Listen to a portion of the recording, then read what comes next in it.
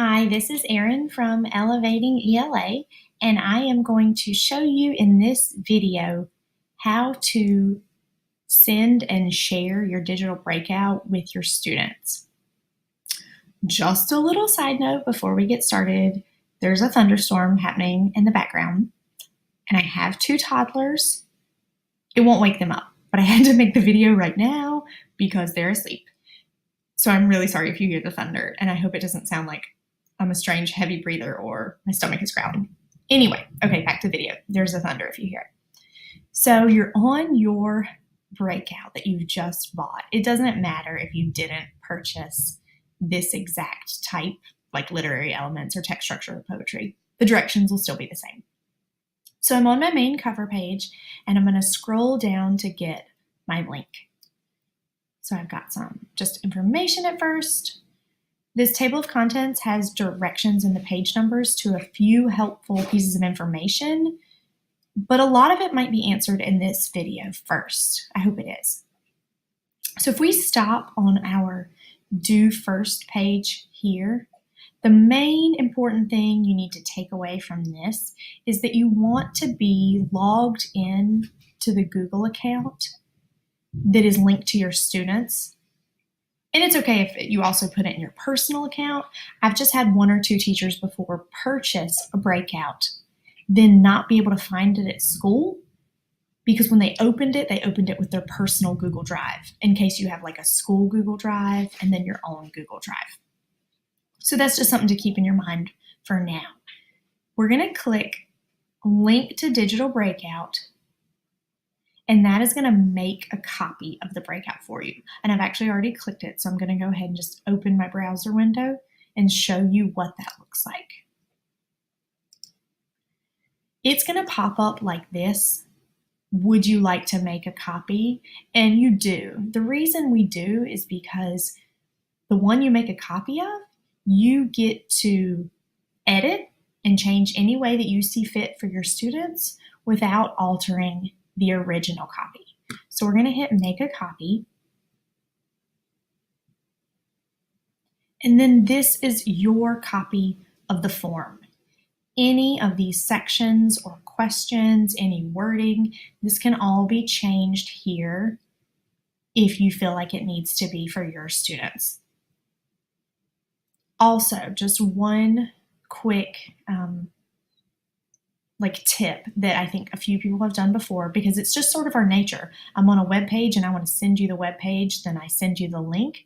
You don't, though, just want to send them this top link because this is the teacher side of the form, and this gets kind of complicated, but imagine it's a sheet of paper with the answers on the back and the questions on the front. We only want the students to see the questions on the front right now. We don't want them to see the answers on the back. And if you scroll down just a little, you don't have to scroll down. If I scroll down just a little, I will show you what I mean. So like here's the first breakout. If I click into this, like I was going to edit the question, here's the code right here. So we don't want them to see, of course, the answers to any questions, but especially when the main purpose of a breakout is just the fun of trying to figure out these secret codes. So how do we get the right side of this form to them, like the front side of the sheet of paper? Well, we need to share it with them in a couple of different ways, or we can. One way, the easiest way, what I do is Google Classroom. So I come over to this tab. If you're a Google Classroom user, it's to me by far the easiest. I'm in my class. I'm going to come down to this green plus and create an assignment. I'm going to name it Literary Elements Digital Breakout. I can also add some extra information here, other instructions, a due date. Sometimes I do, sometimes I just tell them that stuff. I can come here to my drive and then search for it. And it's right here because it's this first one that I've opened, and hit add. And then assign, and you're done. And just so you see the visual difference, which you will, in terms of seeing the teacher side of the paper versus the student side of the paper, remember, this is our teacher side. You can tell there's a lot of editing options. If we come over here and click to see the student side, very simple. They don't have those options. They can't see the answers. This is obviously just the name portion. So if I type my name, and here it takes them through. They'll have a link that they have to click. I'm going to make another video for that, so I'm not going to go too deep into that right now. But the point is they can't see those answers. You've shared it with them the right way. All right.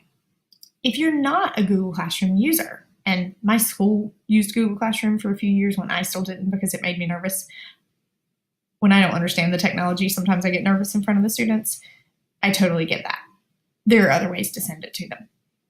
You can come back to the teacher side, go over to this white send button in the top corner, and you've got a couple choices here as well.